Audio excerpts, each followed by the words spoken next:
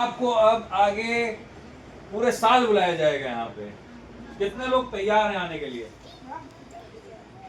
अरे वाह, ऐसे ही पढ़ाई कराई जाएगी। हाँ चलेगा। और अच्छा, अगर सबको मना कर दिया जाए कि हम नहीं आएंगे तो अच्छा लगेगा? बुरा लगेगा। तो अच्छा, एक लोग कोई खड़े होकर बताओगे कि आपको पूरे कैंप में कैसा लगा, कौन सी एक्टिविटी बहुत अच्छी लगी, है ना, हमें और करनी है, हमें और जानना है।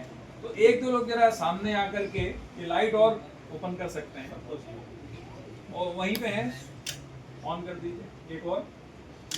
अरे वाह, सबके चेहरे दिखाई अब दे सबके रहे हैं। चेहरे पे लाइट पड़ रही है, और अब बता सकते हैं कि आपको इस कैंप में कैसा लगा। आगे अगर हमें कैंप करना है तो कुछ सुधारने की जरूरत है, वो भी बता सकते हैं। आप क्या रेगुलर आना चाहोगे, वो भी बता सकते हैं। तो कॉमन तो एक बार पता चल गया कि आप सभी चाहते हो कि हम रोज आए, है ना, ऐसे ही सीखें। लेकिन कुछ लोग हो सकता है ना भी आए, लेकिन कुछ जरूर आएंगे। तो एक बार बताओगे तो हम लोग और अच्छा बेहतर करने का प्रयास कर सकते हैं। कोई नहीं बताना चाहते, मतलब इतना बुरा कैंप हुआ है। कैसा लगा बताओ? हाँ, वहीं पे खड़े खड़े बता दो। तो काफ़ी अच्छा लगा। अपना थोड़ा नाम और कहाँ से आए, जिससे सब लोग पता है, अपना पिन कोड से।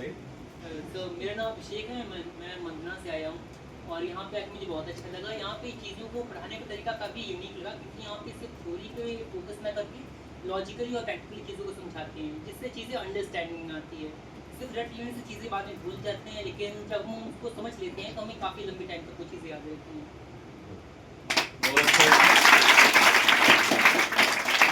तो अभिषेक ने तो एक चीज बता दी कि यहाँ का जो कैंप है उसमें प्रैक्टिकली काफी सोचने को किया जाता है, लॉजिकल थिंकिंग एबिलिटीज बढ़ाई जाती हैं। तो बहुत अच्छा है, इस तरह का तो होता ही है कि हम लोग प्रयास करते हैं, क्योंकि ये सेंटर ही इसलिए बना है कि आप एक्सपेरिमेंटल चीज़ें करें। थ्योरी भी करना बहुत ज़रूरी है, साथ में एक्सपेरिमेंट्स भी करने बहुत ज़रूरी हैं, क्योंकि जब दोनों चीज़ आप करते हो तो बहुत आपका चौमुखी विकास होता है। आप हाँ, कोई भी क्या कहते हैं? थोड़ा नाम और कहाँ से हैं तो। सर, मैं वाराणसी से हूँ। यहाँ पे आने से ये फायदा हुआ कि जैसे कि कुछ नहीं आ रहा हो, सर से डाउट क्लियर कर सकते हो, पूछ सकते हो।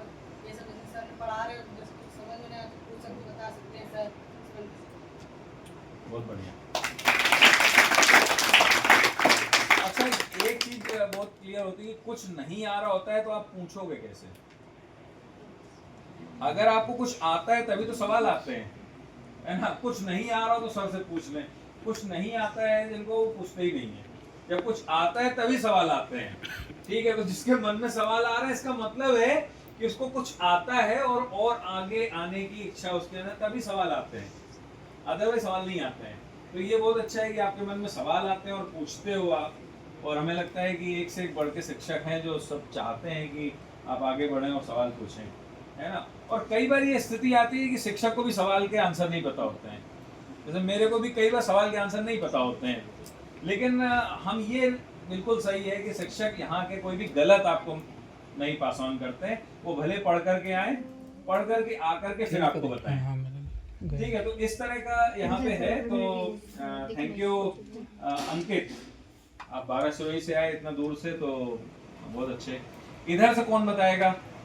हाँ बताओ। सर मेरा नाम थोड़ा परिणीता है। खड़े होकर के। हाँ, बहुत अच्छे। सर मेरा नाम परिणीता है और मैं जानकारी से हूँ। और जैसे अदर कोचिंग में हम लोग को बस कुछ भी ये लिखवा दे उसको याद करना और अगले दिन वही लिखवा देंगे, लेकिन यहाँ अच्छे तरीके से समझा के और एक चीज़ अगर हमें पूछी तो उसे ढंग से बताना, और कोई भी चीज़ हमें अच्छे से याद हो जाती है, मतलब उसे रटना नहीं पड़ता है, हमारे दिमाग में ठीक हो जाती है।